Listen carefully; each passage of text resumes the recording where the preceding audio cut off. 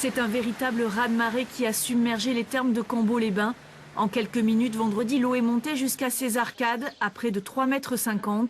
Les 1100 curistes ont été évacués en urgence. Les eaux boueuses ont tout saccagé.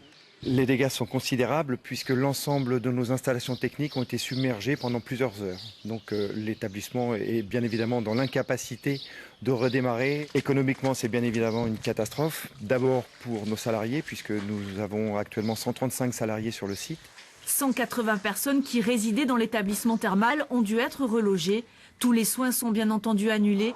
Les curistes s'interrogent désormais sur les indemnisations. Et en plus des prorata des jours à la cure, il y a aussi les locations. Parce que là, on a passé une semaine, on se terminait notre semaine.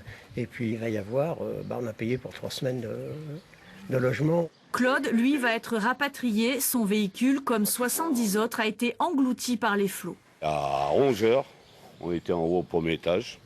L'eau est montée jusqu'au longeon. Voilà, 3 mètres d'eau. 4 jours de cure. Pour 3 semaines, c'est foutu. Le sinistre des thermes a aussi un impact lourd sur l'économie de Cambo-les-Bains. Martine, productrice de piments d'Espelette, loue un gîte. Elle vient de perdre toute sa récolte et ses locataires.